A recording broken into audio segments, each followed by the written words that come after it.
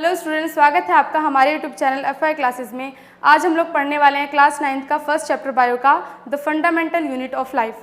तो fundamental unit of life, इस चीज़ की शुरुआत किसने की थी? इस चीज़ की शुरुआत की थी रॉबर्ट हुक ने, जब उन्होंने एक कॉर्क की स्लाइस देखी थी। कॉर्क की स्लाइस में उन्होंने ऑब्जर्व किया कि ये कुछ बॉक्सेस जैसी चीज़ें दिख रही हैं, उनको छोटे छोटे बॉक्सेस जैसी चीज़ें दिख रही हैं। वो चीज़ें क्या हैं? वो चीज़ें एक लिविंग ऑर्गेनिज्म में उनको कैसे मिली? जब उन्होंने एक ट्री का कॉर्क का स्लाइस देखा तो उनको कैसे पता लगा कि ये छोटी छोटी चीज़ें सेल हो सकती हैं? तो उन्होंने सोचा कि ये जो ऐसी छोटी छोटी बॉक्सेस जैसी चीज़ें थी वो सभी आइडेंटिकल थी, एक दूसरे से मैच करती थी। अब ये चीज़ें सेल है, इस चीज़ के बारे में उनको नहीं पता था। उन्होंने बस इसको नाम दे दिया सेल, क्योंकि लैटिन में सेल का मतलब होता है छोटा रूम। तो एक छोटे छोटे रूम जैसे दिखती थी ये, इसलिए इन्होंने इसको कहा सेल होगा ये। बट इन्होंने जो डिस्कवरी की थी इसकी सेल की, वो डेड सेल था, क्योंकि उन्होंने कॉर्क में ये चीज़ें देखी थी। कॉर्क डेड सेल होता है प्लांट का, जिसमें लिविंग पार्ट नहीं पाया जाता है, वो डेड होता है। इसलिए वो कहा जाता है कि रॉबर्ट हुक ने जिसकी डिस्कवरी की थी वो एक डेड पार्ट था सेल का। तो सबसे पहले डिस्कवरी की थी रॉबर्ट हुक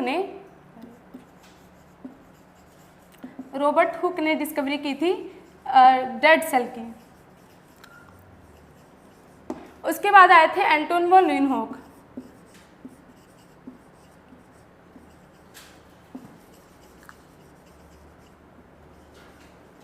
इन्होंने डिस्कवर किया था लिविंग सेल एक पॉन्ड वाटर में। उन्होंने अपना बनाया हुआ एक इलेक्ट्रॉन माइक्रोस्कोप, उस पर इन्होंने रॉबर्ट हुक ने अपना खुद का सिंपल माइक्रोस्कोप बनाया था, उसमें इन्होंने कॉर्क की स्लाइसेस देखी थी। बट वो क्योंकि इतना इनहेंस नहीं था माइक्रोस्कोप, तो इसलिए इनको इतना सब कुछ नहीं पता लगा, उसके अंदर के ऑर्गेनल्स नहीं अच्छे से पता लगे। उसके बाद जब एंटोन वॉन ल्यूइनहोक ने डिस्कवरी की तो उन्होंने देखा एक इलेक्ट्रॉन माइक्रोस्कोप से कि ये जो सेल है ये भी छोटी छोटी बॉक्सेस से बना हुआ है। तो ये वही चीज़ है जो रॉबर्ट हुक ने देखी है। अब ये लिविंग सेल था, एक पॉन्ड वाटर में इन्होंने इसको देखा था। तो सेल की डिस्कवरी हो गई। सेल की डिस्कवरी होने के बाद न्यूक्लियस की डिस्कवरी की थी। सबसे पहले न्यूक्लियस की डिस्कवरी की थी रॉबर्ट ब्राउन ने।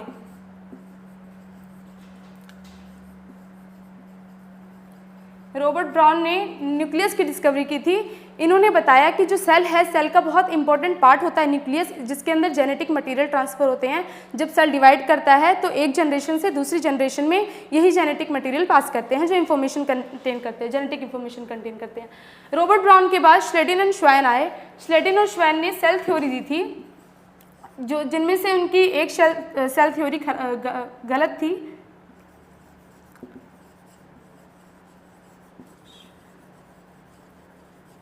तो श्लेडिन एंड श्वाइन ने सेल थ्योरी क्या बताई थी कि जो सभी ऑर्गेनिजम्स होते हैं वो एक सेल के बने होते हैं, और सेल सभी ऑर्गेनिजम्स का फंडामेंटल यूनिट होता है, चाहे वो यूनिसेलुलर ऑर्गेनिजम्स हो चाहे वो मल्टीसेलुलर ऑर्गेनिजम्स हो। सभी का फंडामेंटल लाइफ का यूनिट जो है वो सेल ही है। बट उन्होंने एक चीज़ गलत बताई थी कि जो सेल हैं वो स्पॉन्टेनियसली ग्रो करते हैं। स्पॉन्टेनियसली नहीं ग्रो करते हैं, वो एक प्री एग्जिस्टिंग सेल होता है जिसके डिवाइड होने से वो ग्रो करते हैं आगे, जिसको आगे जाके रुडोल्फ वर्च्यू ने बताया था। रुडोल्फ वर्च्यू ने बताया कि जो सेल्स हैं वो स्पॉन्टेनियसली नहीं ग्रो करते हैं, वो प्री एग्जिस्टिंग सेल्स के डिवाइड होने पे नए सेल्स आते हैं, उस तरह ग्रो करते हैं। तो ये सभी साइंटिस्ट के नाम इस चैप्टर में हैं। सबसे पहले रॉबर्ट हुक, जिन्होंने बताया था डेड सेल के बारे में, एक कॉर्क की स्लाइस में उन्होंने देखा था इस डेड सेल को, और छोटे छोटे बॉक्सेस, एक हनीकॉम्ब के स्ट्रक्चर जैसा उनको स्ट्रक्चर दिखा। उन्होंने बोला कि ऐसा ही कुछ सेल का स्ट्रक्चर होता है, बहुत सारे सेल्स कंबाइन होके एक ऑर्गेनिज्म को बनाते हैं। उसके बाद एंटोन वॉन ल्यूइनहोक ने बताया लिविंग सेल के बारे में कि ऐसे लिविंग सेल होता है। रॉबर्ट ब्राउन ने डेड सेल का डिस्कवरी किया और एंटोन वॉन ल्यूइनहोक ने लिविंग सेल का पॉन्ड वाटर में डिस्कवरी किया था। उसके बाद रॉबर्ट ब्राउन ने न्यूक्लियस का डिस्कवरी किया। इन्होंने बताया कि न्यूक्लियस बहुत इंपॉर्टेंट पार्ट होता है एक सेल का। उसके बाद श्लेडिन श्वाइन ने सेल थ्योरी दी थी, जिसमें से एक थ्योरी इनकी गलत थी कि जो सेल है वो स्पॉन्टेनियसली ग्रो करते हैं। सेल स्पॉन्टेनियसली नहीं ग्रो करते हैं। रुडोल्फ वर्च्यू ने बताया कि जो सेल्स हैं वो प्री एग्जिस्टिंग सेल से ग्रो करते हैं, वो डिवाइड करने के बाद आगे नए सेल्स आते हैं। ये सभी साइंटिस्ट के बारे में था। उसके बाद टाइप्स ऑफ सेल्स। सेल्स कितने प्रकार के होते हैं? तो दो टाइप के सेल्स होते हैं, यूनिसेलुलर सेल्स और मल्टीसेलुलर सेल्स। कितने नंबर है सेल के, उसके बेसिस पे दो टाइप के होते हैं, यूनिसेलुलर और मल्टीसेलुलर सेल। तो यूनिसेलुलर ऑर्गेनिजम्स जो होते हैं वो एक ही सेल पे अपनी पूरी लाइफ की फंक्शनिंग करते हैं, सारी लाइफ प्रोसेसेस उनके एक ही सेल के बेसिस पे होते हैं। और मल्टी सेलुलर ऑर्गेनिजम्स में डिफरेंट सेल्स डिफरेंट ग्रुप बना के टिश्यूज बनाते हैं और ऑर्गन्स बनाते हैं, और ऑर्गन्स के बाद ऑर्गन सिस्टम बनता है जिससे वो सारे फंक्शंस करते हैं। तो यूनिसेलुलर ऑर्गेनिजम्स जो होते हैं, जैसे कि अमीबा, पैरामीशियम,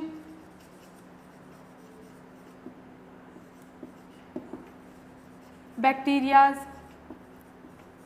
ये सभी यूनिसेलुलर ऑर्गेनिजम्स होते हैं। इनके एक सेल से ही सारी लाइफ प्रोसेसेस जो होती हैं वो फंक्शन करी जाती हैं। एक ही सेल इनका सब डाइजेशन, एक्सक्रीशन, रिप्रोडक्शन सभी फंक्शंस एक ही सेल करता है। बट मल्टी सेलुलर ऑर्गेनिजम्स में डिफरेंट ऑर्गन सिस्टम होते हैं, डिफरेंट फंक्शंस के लिए अलग अलग ऑर्गन सिस्टम होते हैं। ये सेल जो होते हैं ये कंबाइन करके पहले टिश्यू बनाते हैं, उसके बाद ये ऑर्गन्स बनाते हैं, और ऑर्गन्स मिलकर के अपना ऑर्गन सिस्टम बनाते हैं।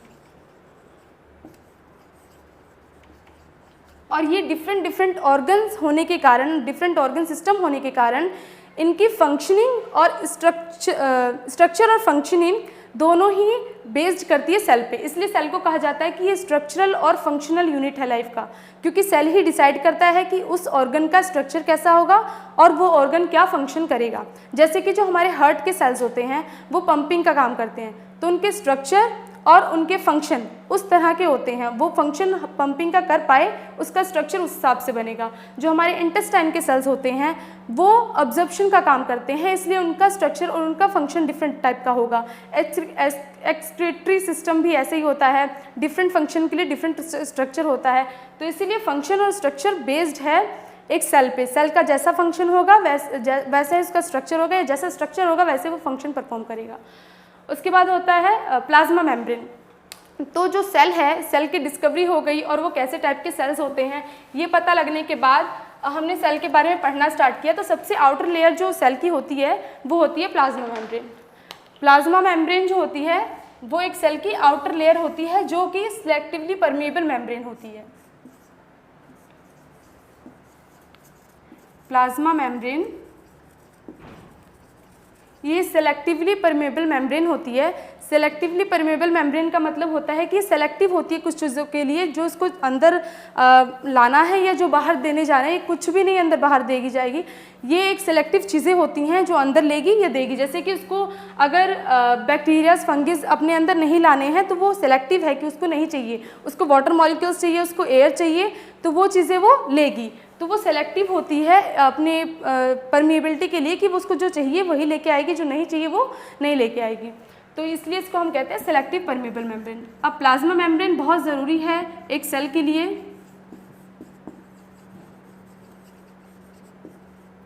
Selective permeable membrane.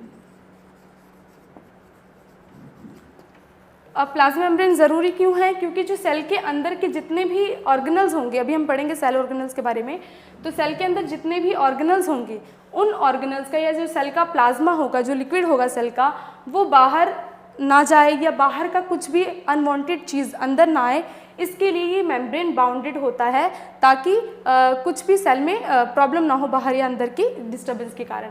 तो ये हमारी प्लाज्मा मेम्ब्रेन होती है, सेलेक्टिव परमेबल होती है। अब क्योंकि ये सेलेक्टिव परमेबल मेम्ब्रेन है तो ये काफ़ी सारे फंक्शंस परफॉर्म कर पाती है, जैसे कि रेस्पिरेशन का सिस्टम होता है हमारा।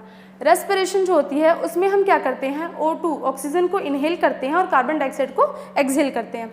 अब ऑक्सीजन को इनहेल कर पाना, तो जो हम ऑक्सीजन इनहेल करते हैं वो हमारे लंग्स तक पहुँचना, उसमें काफ़ी सारी लेयर्स आती होंगी, काफ़ी सारी सेल होते होंगे जिनकी मेम्ब्रेन को वो पास करते हुए जाता है।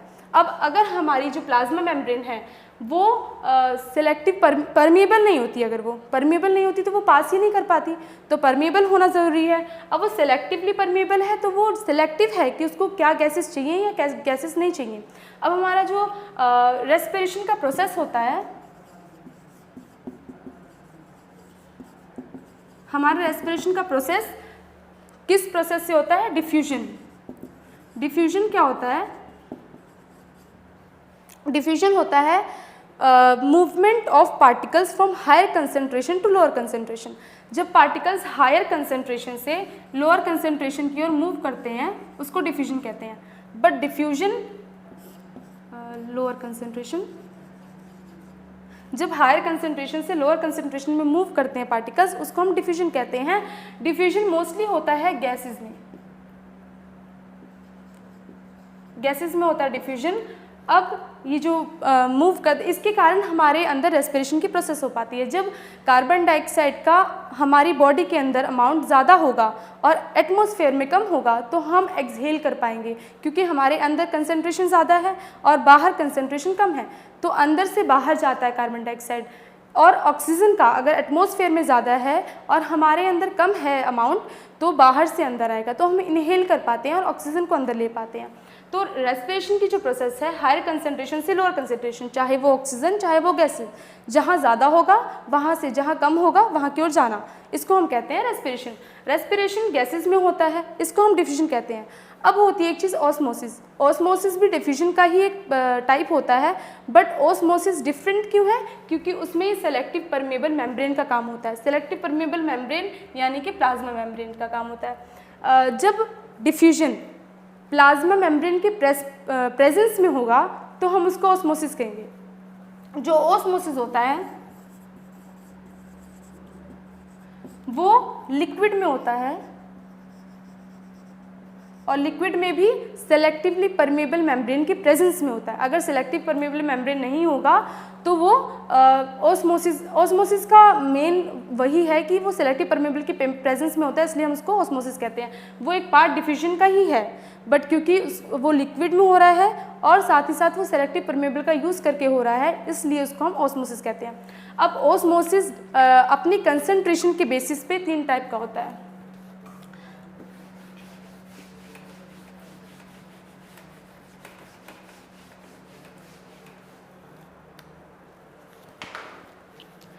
ऑस्मोसिस 3 टाइप का होता है टोनिसिटी के बेस पे अपने। सबसे पहला होता है हाइपोटोनिक, दूसरा होता है आइसोटोनिक और तीसरा होता है हाइपरटोनिक।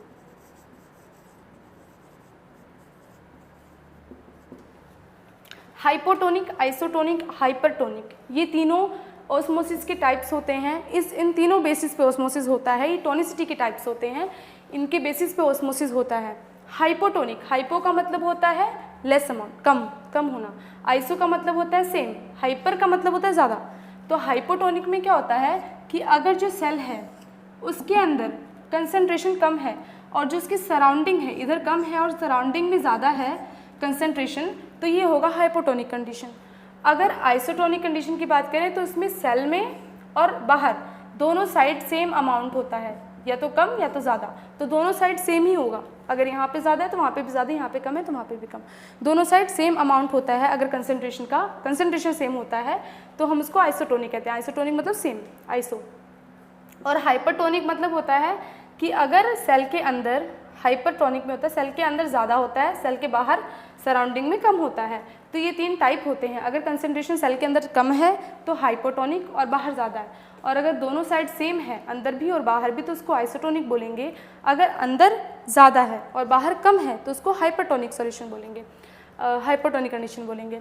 अब हाइपोटोनिक में क्या होता है? हाइपोटोनिक में क्योंकि सेल के अंदर कम है और सेल के बाहर ज़्यादा है, तो इसमें क्या होगा, जो सेल है उसको ज़रूरत है तो इसलिए बाहर से जो भी है वाटर वो अंदर जाएगा, बाहर से कंसंट्रेशन अंदर आएगा।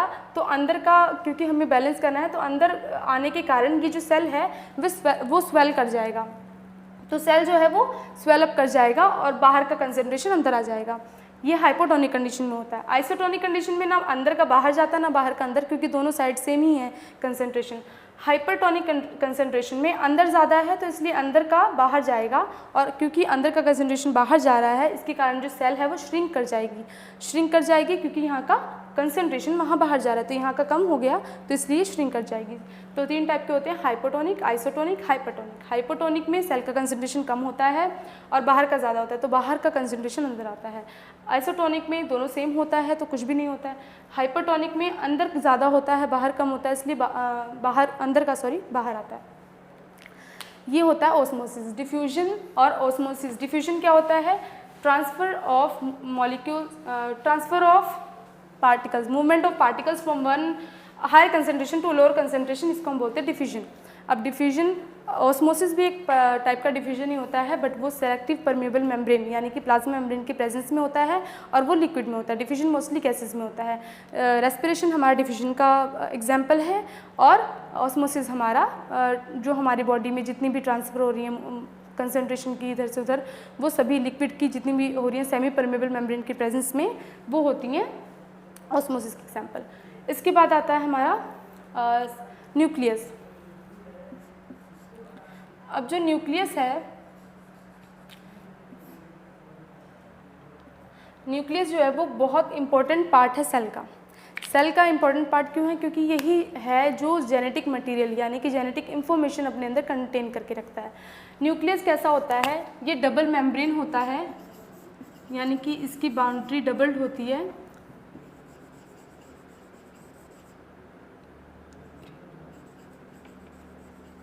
डबल मेम्ब्रेन होता है ये, और ये डबल मेम्ब्रेन के साथ साथ ये इसके अंदर कुछ इसके अंदर अंदर का मटेरियल बाहर यानी कि साइटोप्लाज्म में, जो न्यूक्लियस है ये सेल के अंदर होता है। सेल है, सेल की प्लाज्मा मेम्ब्रेन है, उसके अंदर यहाँ पे न्यूक्लियस होगा।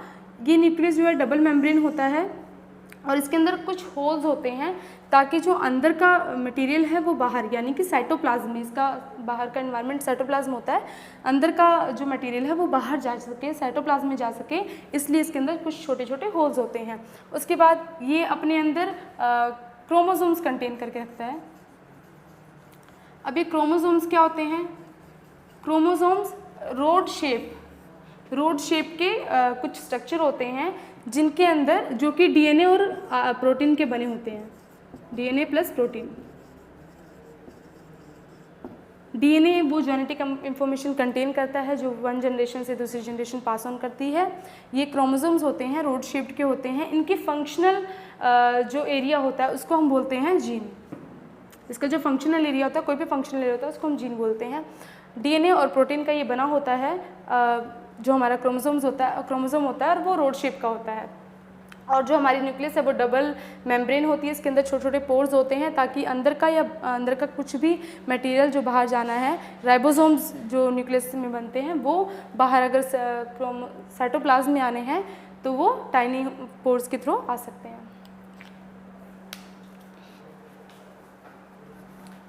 अब जो ये न्यूक्लियस है ये सभी ऑर्गेनिजम्स में नहीं प्रेजेंट होता है, तो न्यूक्लियस की प्रेजेंस के बेस पर 2 टाइप के होते हैं। एक होता है प्रोकैरियोट,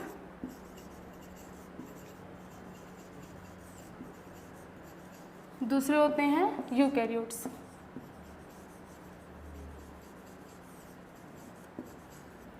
तो प्रोकैरियोट्स और यूकैरियोट्स, न्यूक्लियस को कैरियोन्स भी कहा जाता है। तो कैरियोट्स का मतलब होता है न्यूक्लियस। अब ये प्रो का मतलब होता है प्रिमिटिव यानी कि पुराना, जो सबसे पहले आया हो। प्रिमिटिव होता है प्रो का मतलब, और यू का मतलब होता है ट्रू, और कैरियोट्स का मतलब न्यूक्लियस। तो यू कैरियोट्स में ट्रू न्यूक्लियस होता है, प्रो कैरियोट्स में प्रिमिटिव न्यूक्लियस होता है, जो न्यूक्लियस बहुत प्रिमिटिव होता है, स्टार्टिंग का होता है। तो प्रो कैरियोट्स के एग्जाम्पल होते हैं बैक्टीरिया।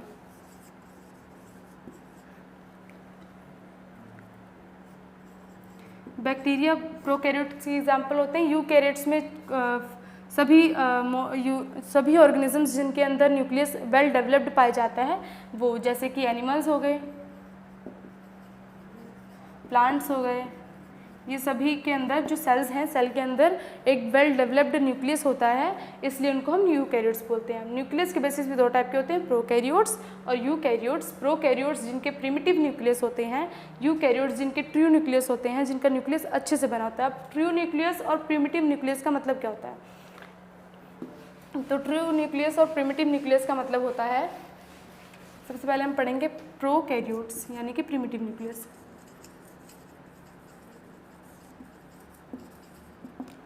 अब जिन सेल्स के बीच में जो न्यूक्लियस है वो कोई बाउंडेड एरिया में नहीं है, वो जो जेनेटिक मटेरियल है, न्यूक्लिक एसिड है, वो किसी भी एरिया में ऐसे कंडेंस्ड होकर पड़ा, ऐसे कहीं भी पड़ा रहता है, तो उसको हम लोग बोलते हैं, उसका कोई फिक्स रीज़न नहीं होता है, कोई बाउंड्री नहीं है कि इस बाउंड्री के अंदर न्यूक्लिक मटेरियल है, इस बाउंड्री के अंदर कुछ बाउंड्री नहीं है, बस एक किसी भी स्पेसिफिक रीजन में उनका जेनेटिक मटेरियल रहेगा। उसको हम बोलते हैं कि इनके पास न्यूक्लियस जो है वो बहुत प्रिमिटिव है, वो ट्रू नहीं है, वो सही न्यूक्लियस नहीं है, एक बाउंड्री के साथ वाला न्यूक्लियस नहीं है, वो प्रिमिटिव न्यूक्लियस है, इसलिए हम इनको प्रोकैरियोट्स बोलते हैं। प्रोकैरियोट्स का दूसरा होता है, एक तो होता है कि इनका न्यूक्लियस वेल डेवलप नहीं होता है, न्यूक्लियस नॉट वेल डेवलप्ड,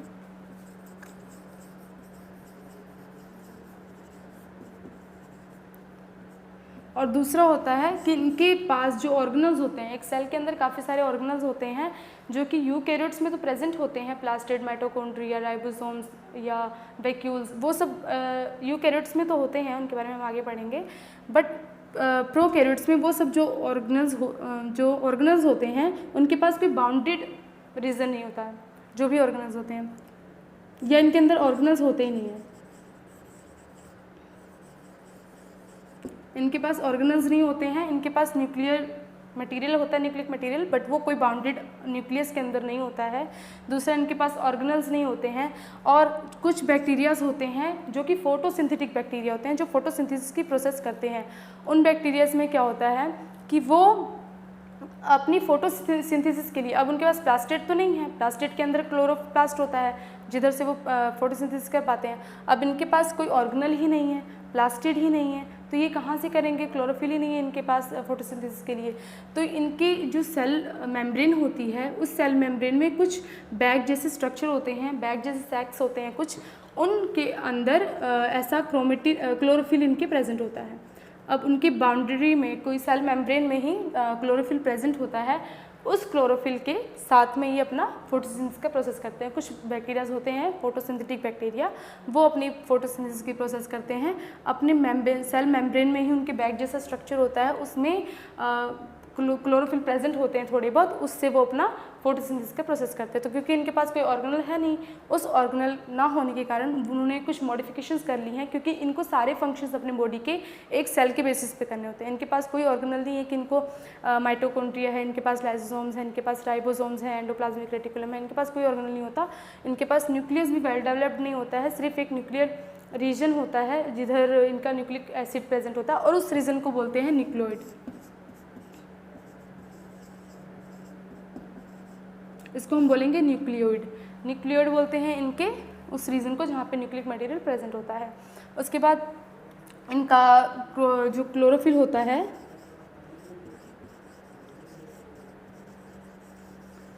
वो सेल की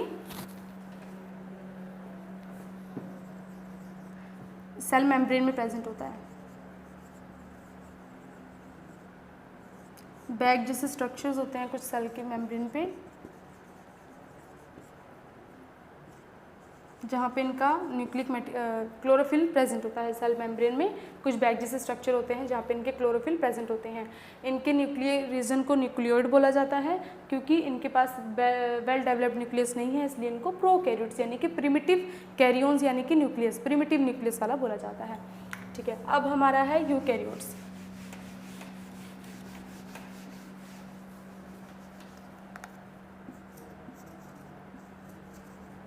यूकैरियोट्स क्या होते हैं? यूकैरियोट्स वो होते हैं जिनके पास ट्रू न्यूक्लियस होता है। ट्रू न्यूक्लियस यानी कि उनके पास वेल डेवलप्ड न्यूक्लियस है, उनके पास न्यूक्लियर रीजन प्रेजेंट है, उनके पास सभी ऑर्गेनल्स होते हैं, ऑर्गेनल्स बाउंडेड होते हैं, उनके पास एक बाउंड्री होती है ऑर्गेनल्स की। तो यूकैरियोट्स मतलब कि यूकैरियोट्स जैसे कि सभी प्लांट्स में होते हैं, एनिमल्स में होते हैं, उन सब में ट्रूकैरियोट्स होता है। जैसे कि इनके प्लाज्मा मेम्ब्रेन होगी, उसका एक न्यूक्लियर रीजन होगा जहाँ पे न्यूक्लियस प्रेजेंट होगा, डबल मेम्ब्रेन न्यूक्लियस होगा, उसमें पोर्स होंगे, उसमें न्यूक्लिक मटेरियल प्रेजेंट होगा, डीएनए आरएनए से कंपोज, डीएनए और उससे प्रोटीन से कंपोज हुआ हुआ क्रोमोसोम होगा, रोड शेप्ड का होगा। उनके पास सब चीज़ें होती हैं, जितनी भी ऑर्गेनल्स हैं वो सभी बाउंडेड ऑर्गेनल्स प्रेजेंट होते हैं पूरे सेल में। तो ये सब चीज़ें होने के कारण इन सेल्स को यूकैरियोट्स बोला जाता है। यूकैरियोट्स यानी कि जिनके पास ट्रू कैरियोट्स होते हैं, यानी कि ट्रू न्यूक्लियस होते हैं। तो अब जो न्यूक्लियस होता है उसके अंदर जो क्रोमोसोम्स प्रेजेंट होते हैं, वो क्रोमोसोम्स हेल्प करते हैं सेल को डिवाइड करने में। जब सेल को डिवाइड करना होता है तो वो क्रोमोसोम्स ही डिवाइड होते हैं। जब सेल डिवाइड होता है तो उसका न्यूक्लियस डिवाइड होता है, न्यूक्लियस के कारण सेल का क्रोमोसोम भी डिवाइड होता है, और जब सेल का क्रोमोसोम डिवाइड होता है तो उसके अंदर का मटेरियल भी डिवाइड होता है, जो वन जनरेशन से दूसरी जनरेशन में पास ऑन करता है। अब इसके अंदर क्रोमोसोम्स,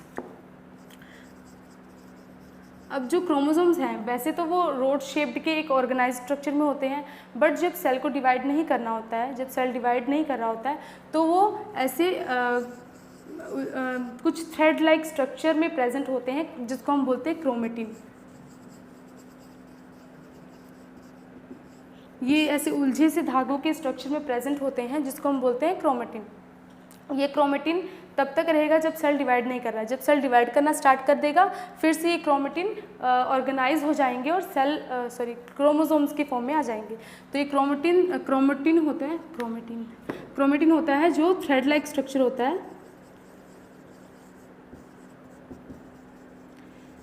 ये थ्रेड का स्ट्रक्चर होता है, ये उलझा हुआ कुछ धागे का स्ट्रक्चर होता है, जो कि तब रहेगा जब सेल डिवाइड नहीं कर रहा है। जब सेल को डिवाइड करना होगा उसके बाद वो वापस से एक ऑर्गेनाइज्ड क्रोमोसोम की फॉर्म में आ जाएगा।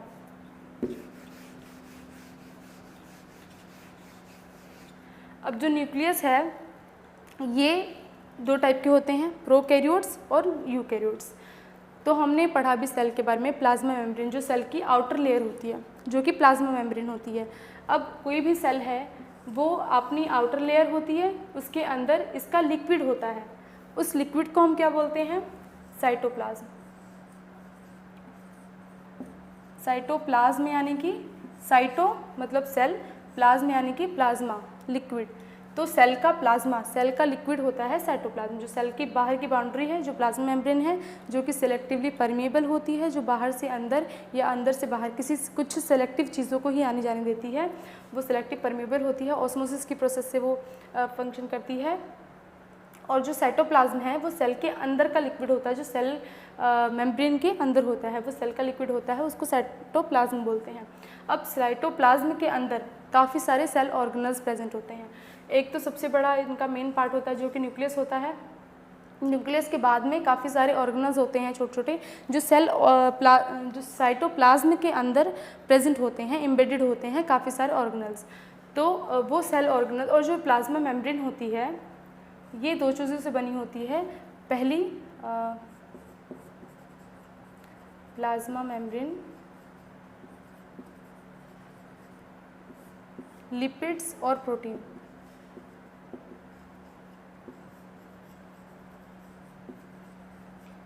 लिपिड्स और प्रोटीन की बनी होती है प्लाज्मा मेम्ब्रेन। अभी लिपिड्स और प्रोटीन इनके अंदर एक ऑर्गेनल होता है जो कि एंडोप्लाज्मिक रेटिकुलम होता है, वो बनाता है लिपिड्स और प्रोटीन का काम।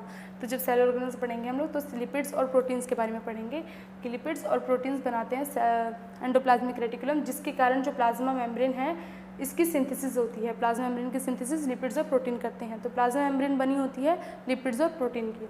अब जो प्लाज्मा मेम्ब्रेन होती है वो बहुत ही फ्लेक्सिबल होती है, बहुत ही फ्लेक्सिबल होती है। इसकी कोई फिक्स्ड शेप नहीं होती है, रिजिड नहीं होती है, बहुत फ्लेक्सिबल होती है। फ्लेक्सिबल होने के कारण, क्योंकि ये बहुत फ्लेक्सिबल होती है प्लाज्मा मेम्ब्रेन,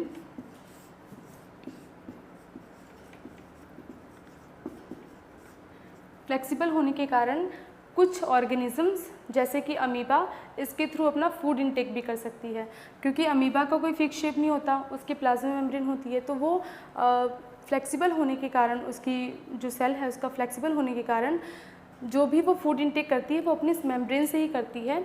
तो वो अपनी मेम्ब्रेन से फूड इनटेक करेगी और वो पहले वो ऐसा अपने ऑर्गन को, फूड अगर यहाँ है तो अपने वो ऐसे ऑर्गन को अंदर ले लेगी और इस फूड को अंदर ले लेगी, अपने ऑर्गन को फैलाकर फूड अंदर ले लेगी और वो अंदर डाइजेस्ट करके फिर इसी प्रोसेस से वो बाहर भी निकाल देगी। तो क्योंकि इसकी मेम्ब्रेन बहुत ही फ्लेक्सिबल है, प्लाज्मा मेम्ब्रेन फ्लेक्सिबल होने के कारण अमीबा जैसे ऑर्गेनिजम्स इसके थ्रू अपना फूड इंटेक भी कर सकते हैं। क्योंकि ये सिंगल सेल्ड ऑर्गेनिजम्स है, इसके पास कोई स्पेसिफिक ऑर्गन नहीं है डाइजेशन के लिए या कोई इंजेक्शन के लिए, इसके पास कोई पर्टिकुलर ऑर्गन नहीं है, इसलिए ये अपने प्लाज्मा मेम्ब्रेन से ही फूड इंटेक करती है। तो इस प्रोसेस को जिस तरीके से ये फूड इंटेक करती है, तो एंडोसिस्टोसिस क्या होता है, एंडोसाइटोसिस, जिस प्रोसेस से अमीबा अपना फूड इंटेक करता है।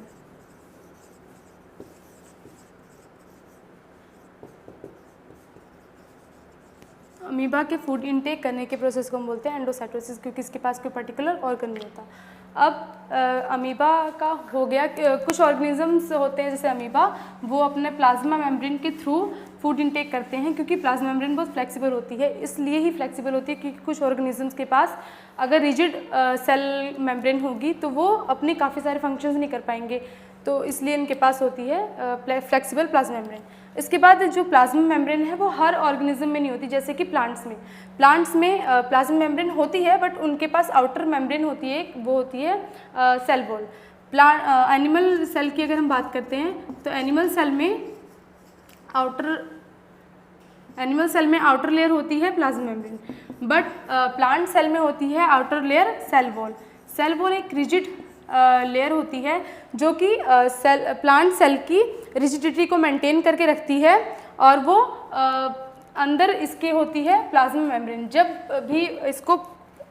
भी प्लांट सेल को अंदर वाटर ज़्यादा हो जाए या अंदर से बाहर कंसंट्रेशन ज़्यादा होने के कारण अंदर से बाहर पार्टिकल्स मूव करना पड़ता है, तो जो प्लाज्मा मेम्ब्रेन होती है ये श्रिंक करने लगती है। तो ये कैसे करती है, क्योंकि ये बहुत ज्वाइंट होती है प्लाज्मा मेम्ब्रेन सेल वॉल के साथ। जब ये श्रिंक करती है तो इसका आधा पोर्शन जो है वो सेल वॉल से अटैच रहता है। ये सेल वॉल है और सेल वॉल के साथ प्लाज्मा मेम्ब्रेन अटैच्ड है। जब श्रिंक करेगी ये, तो ये श्रिंक करने के साथ क्या होगा कि आधी साइडेड इसकी अटैच रहेंगे सेल वॉल से, बट आधी साइड जो है वो श्रिंक कर जाएगी और वो अंदर की ओर इकट्ठी होने लगेगी।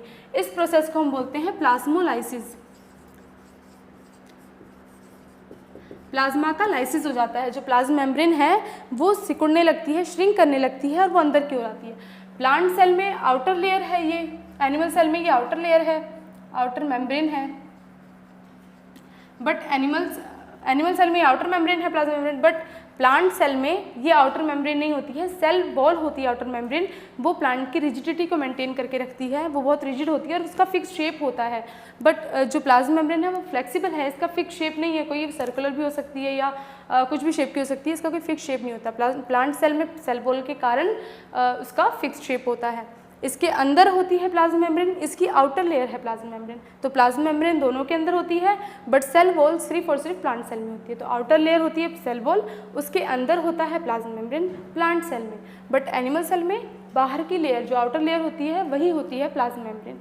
उसके बाद दोनों के अंदर अब ये, क्योंकि आउटर लेयर इसकी एक है प्लाज्मा मेम्ब्रेन, इसकी आउटर लेयर है सेल वॉल, उसके अंदर है सेल वॉल है और उसके अंदर है प्लाज्मा मेम्ब्रेन। जब भी प्लाज्मा मेम्ब्रेन के अंदर कंसंट्रेशन ज़्यादा होती है तो प्लाज्मा मेम्ब्रेन को श्रिंक करना पड़ता है और आधा जो प्लाज्मा मेम्ब्रेन का पार्ट है वो सेल वॉल से अटैच रहता है, आधा श्रिंक कर जाता है और अंदर की ओर सिकुड़ने लगता है। तो इस प्रोसेस को हम बोलते हैं प्लाज्मोलाइसिस। अब जो एनिमल सेल है प्लांट सेल में, पहला डिफरेंस तो यही है कि इनके अंदर सेल वॉल नहीं होता है, इसके अंदर सेल वॉल प्रेजेंट होता है। दूसरा डिफरेंस है कुछ ऑर्गेनल्स का। जब हम ऑर्गेनल्स पढ़ेंगे तो हमें पता लगेगा कुछ ऑर्गेनल्स हैं जो इसके अंदर प्रेजेंट हैं बट उसके अंदर प्रेजेंट नहीं है। डिपेंड करता है किस चीज़ का इनको नीड है, किस चीज़ का नीड नहीं होता है इनको। तो अभी हमने क्या पढ़ा कि साइंटिस्ट के बारे में सबसे पहले रॉबर्ट हुक है। रॉबर्ट हुक ने अपना कॉर्क की स्लाइस देखी। कॉर्क की स्लाइस में उन्होंने देखा कि कुछ स्मॉल रूम जैसे स्ट्रक्चर दिख रहे हैं। उस स्मॉल रूम जैसे स्ट्रक्चर को उन्होंने सेल नाम दिया। सेल का लैटिन में मतलब होता है लिटिल रूम, उन्होंने सेल नाम दिया उसका। उसके बाद आए हमारे ये एंटन वॉन ल्यूवेनहॉक ने बताया उन्होंने एक लिविंग सेल का डिस्कवरी किया। रॉबर्ट हुक ने डेड सेल का डिस्कवरी किया था, लिविंग हुक ने लिविंग सेल का डिस्कवरी किया था। उन्होंने लिविंग सेल की जो डिस्कवरी की थी वो उन्होंने एक पॉन्ड वाटर में से देखा था सेल को, और उसमें उन्होंने देखा कि उन्होंने एक इलेक्ट्रॉन माइक्रोस्कोप से देखा और लिविंग सेल की डिस्कवरी की। उसके बाद आए थे हमारे रॉबर्ट ब्राउन, जिन्होंने न्यूक्लियस का, बहुत मेन पार्ट होता है न्यूक्लियस, और उन्होंने बताया कि न्यूक्लियस सेल के अंदर प्रेजेंट होता है। उन्होंने न्यूक्लियस की डिस्कवरी की। उसके बाद आए थे हमारे श्लेडिन एंड श्वेन, जिन्होंने सेल थ्योरी दी थी। उन्होंने बताया था कि जो सेल्स हैं वो हर एक ऑर्गेनिज्म, फंडामेंटल यूनिट हर ऑर्गेनिज्म की सेल होती है। सेल का हर ऑर्गेनिज्म का बेसिक जो स्ट्रक्चरल फंक्शनल यूनिट है वो सेल है। बट उन्होंने एक चीज़ बोली थी कि जो सेल है वो स्पॉन्टेनियसली ग्रो करते हैं, बट सेल स्पॉन्टेनियसली ग्रो नहीं करते। ये रुडोल्फ वर्च्यू ने बताया था कि जो सेल हैं वो प्री एग्जिस्टिंग सेल से डिवाइड करके नए सेल्स में कन्वर्ट होते हैं। इसके बाद एक साइंटिस्ट आए थे जो पुरकिंजे, उन्होंने बताया था प्रोटोप्लाज्म के बारे में। प्रोटोप्लाज्म क्या होता है? साइटोप्लाज्म और न्यूक्लियोप्लाज्म दोनों को मिला के, जब हम लोग साइटोप्लाज्म और न्यूक्लियोप्लाज्म पढ़ेंगे तब हम पढ़ेंगे कि प्रोटोप्लाज्म क्या होता है। उन्होंने प्रोटोप्लाज्म का टर्म दिया था। उसके बाद दो टाइप के सेल ऑर्गेनिजम्स होते हैं, डिपेंड करता है कि सेल के नंबर कितने हैं उन पे। अगर मल्टी सेलुलर हैं तो सेल बहुत ज़्यादा हैं, काफ़ी ज़्यादा सेल को मिला के उनके टिश्यूज़ बन रहे हैं, टिश्यू से ऑर्गन, ऑर्गन से ऑर्गन सिस्टम, और फिर पूरी बॉडी बनती है। और कुछ यूनिसेलुलर ऑर्गेनिजम्स होते हैं जिनका एक ही सेल के बेसिस पे उनकी पूरी बॉडी बनती है। उनकी पूरी बॉडी में एक ही सेल होता है, उसी एक सेल के बेसिस पे वो अपने हर फंक्शन करते हैं, डाइजेशन, एक्सक्रीशन, रिप्रोडक्शन, हर फंक्शन उनका एक ही सेल के बेसिस पे होता है। मल्टी सेलुलर ऑर्गेनिज्म के पास में डिफरेंट ऑर्गन सिस्टम होता है। अब क्योंकि डिफरेंट ऑर्गन सिस्टम है तो डिफरेंट ऑर्गन के स्ट्रक्चर भी होंगे, और डिफरेंट ऑर्गन के स्ट्रक्चर के कारण उनका डिफरेंट फंक्शन होता है। अगर हार्ट का काम पंप करना है तो वो पंपिंग के लिए डिफरेंट स्ट्रक्चर होगा। तो इसीलिए हम जो सेल है उसको स्ट्रक्चरल और फंक्शनल यूनिट कहते हैं, क्योंकि वो स्ट्रक्चर डिफरेंट होने के कारण फंक्शन भी डिफरेंट करता है। जैसा स्ट्रक्चर होगा वैसा फंक्शन करेगा। उसके बाद होता है न्यूक्लियस। न्यूक्लियस एक बहुत मेन पार्ट है। न्यूक्लियस डबल मेम्ब्रेन ऑर्गन होता है। इसके अंदर छोटे छोटे पोर्स होते हैं, जो अंदर का मटेरियल होता है उसको बाहर, अगर कुछ चीज़ें बन रही हैं अंदर न्यूक्लियस के अंदर, उसको बाहर के एनवायरनमेंट यानी कि साइटोप्लाज्म में वो भेजता है, तो उसके कारण छोटे छोटे पोर्स की ज़रूरत पड़ती है। अब जो न्यूक्लियस है उसके पास कुछ न्यूक्लिक मटेरियल होते हैं, जैसे कि डीएनए और प्रोटीन। डीएनए और प्रोटीन को मिला के बनता है क्रोमोसोम। क्रोमोसोम के अंदर जेनेटिक मटेरियल होते हैं जो जनरेशन पास ऑन करते हैं जब सेल डिवाइड करता है। जब सेल डिवाइड करेगा तो न्यूक्लियस भी डिवाइड करता है, न्यूक्लियस डिवाइड करता है तो क्रोमोसोम डिवाइड करता है, क्रोमोसोम के अंदर का मटेरियल भी डिवाइड करता है जब सेल डिवीजन होता है। अब डिपेंड करता है कि न्यूक्लियस कैसा है, उसके बेसिस पे दो टाइप के होते हैं, प्रोकैरियोट्स और यूकैरियोट्स। प्रोकैरियोट्स क्या होते हैं? जिनका न्यूक्लियस प्रिमिटिव होता है, बहुत पुराना होता है। यूकैरियोट्स होते हैं जिनका न्यूक्लियस ट्रू होता है। ट्रू मतलब कि जो न्यूक्लियस है वो बाउंडेड है, उसके पास बाउंडेड ऑर्गेनल हैं और वो एक स्पेसिफिक जगह पे प्रेजेंट है। बट जो प्रोकैरियोट्स होते हैं उनका न्यूक्लियर मेम्ब्रेन नहीं होता, उनके पास कोई बाउंड्री नहीं होती न्यूक्लियस के पास। जो न्यूक्लिक एसिड है वो एक किसी भी रीजन में प्रेजेंट होता है सेल के, और वो कोई बाउंड्री में नहीं होता, और वो अच्छी न्यूक्लियस के स्ट्रक्चर जैसा नहीं होता। जैसा न्यूक्लियर का एक अच्छा स्ट्रक्चर होता है वैसा वो बाउंडेड स्ट्रक्चर और हर चीज़ वैसी प्रेजेंट नहीं होती है, तो इसलिए हम उसको न्यूक्लियोइड कहते हैं। न्यूक्लियस से वो थोड़ा डिफरेंट होता है, उसके पास कोई रीजन नहीं होता है, बाउंड्री वाला रीजन नहीं होता, इसलिए हम उसको न्यूक्लियोइड कहते हैं। अब दूसरा डिफरेंस होता है प्रोकैरियोट्स और यूकैरियोट्स में कि उनके पास कोई सेल ऑर्गेनल नहीं होता। अब क्योंकि उनके पास सेल ऑर्गेनल नहीं होता तो जैसे कि बैक्टीरिया जैसे ऑर्गेनिजम्स होते हैं वो क्या करते हैं, कुछ बैक्टीरिया होते हैं जो फोटोसिंथेटिक बैक्टीरिया होते हैं जिनको फोटोसिंथेसिस की प्रोसेस करनी पड़ती है, बट उनके पास प्लास्टिड नहीं है, जिसके पास क्लोरोफिल नहीं है उनके पास, तो उसके लिए क्या होता है उनकी बाउंड्री में ही कुछ ऑर्गेनल्स, बाउंड्री की जो सेल मेम्ब्रेन होती है वो अंदर सेक्स की थ्रो एक बैग जैसा स्ट्रक्चर बना लेती है, उस पर उनके क्लोरोफिल प्रेजेंट होते हैं और उससे वो फोटोसिंथेसिस की प्रोसेस करती है, क्योंकि उनके पास ऑर्गेनल्स तो है नहीं। और यूकैरियोट्स में ऑर्गेनल्स प्रेजेंट होते हैं तो उनके हर फंक्शन अलग अलग ऑर्गेनल्स के थ्रू होते हैं। उसके बाद होता है प्लाज्मा मेम्ब्रेन। अब प्लाज्मा मेम्ब्रेन जो है वो आउटर मेम्ब्रेन होती है, वो सेलेक्टिवली परमेबल मेम्ब्रेन होती है, वो ओस्मोसिस की प्रोसेस करती है। ओस्मोसिस एक डिफ्यूजन का ही टाइप होता है। डिफ्यूजन क्या होता है, मोस्टली गैसेज में होता है और हायर कंसनट्रेशन से लोअर कंसनट्रेशन तक मूवमेंट होता है पार्टिकल्स का। अब जो ओस्मोसिस है वो डिफरेंट क्यों है डिफ्यूजन से, क्योंकि डिफ्यूजन गैसेज के बीच में होता है। जब हम रेस्पिरेशन करते हैं तो हम ऑक्सीजन इनहेल करते हैं क्योंकि बाहर ऑक्सीजन का कंसंट्रेशन ज़्यादा है हमारी बॉडी के कंसंट्रेशन से। अगर हम कार्बन डाइऑक्साइड एक्सहेल करें तो हमारी बॉडी के अंदर कार्बन डाइऑक्साइड का कंसंट्रेशन ज़्यादा है एक्सटर्नल इन्वायरमेंट से, और ये जो प्रोसेस हो रही है डिफ्यूजन के कारण हो रही है, हायर कंसंट्रेशन से लोअर कंसंट्रेशन के कारण। उसके बाद जो ऑस्मोसिस है वो ऑस्मोसिस भी यही काम करता है, हायर कंसंट्रेशन से लोअर कंसंट्रेशन तक जाता है, बट वो प्रेजेंस में होता है सेमी परमेबल मेम्ब्रेन यानी कि selectively permeable membrane plasma membrane के प्रेजेंस में। अब क्योंकि प्लाज्मा मेम्ब्रेन के प्रेजेंस में है इसलिए थोड़ा सा डिफरेंट होता है, और ये हमेशा लिक्विड्स में होता है। ये 3 टाइप के होते हैं टोनिसिटी के बेस पे। फर्स्ट होता है हाइपरटोनिक, जिसमें सेल का कंसंट्रेशन ज़्यादा होता है और बाहर का कम होता है। अब सेल का कंसंट्रेशन ज़्यादा है तो अंदर से कंसंट्रेशन बाहर जाएगा और सेल श्रिंक करेगा। सेकंड होता है आइसोटोनिक, आइसोटोनिक में दोनों का कंसंट्रेशन सेम होता है तो इसलिए ना ही सेल श्रिंक करेगा ना ही स्वेलअप करेगा। इसके बाद होता है हाइपोटोनिक, सेल का कंसंट्रेशन बहुत कम है और बाहर का बहुत ज़्यादा है तो इसलिए सेल जो है वो अपने अंदर कंसंट्रेशन लेगा इसलिए वो स्वेलअप कर जाएगा। उसके बाद प्लाज्मा मेम्ब्रेन एक फ्लेक्सिबल मेम्ब्रेन है जिसके कारण कुछ ऑर्गेनिज्म जैसे अमीबा उसके कारण एंडोसाइटोसिस वाली प्रोसेस भी कर पाते हैं। तो आज के लिए इतना ही। कल हम पढ़ेंगे सेल ऑर्गेनल्स के बारे में और थोड़ा बहुत सेल वॉल के बारे में। सेल वॉल किसकी बनी होती है, सेल ऑर्गेनल्स कैसे कैसे होते हैं, क्या होते हैं, उनके फंक्शंस क्या होते हैं, और प्रोकैरियोट्स में ना होने के कारण सेल ऑर्गेनल्स क्या क्या प्रॉब्लम्स आती हैं।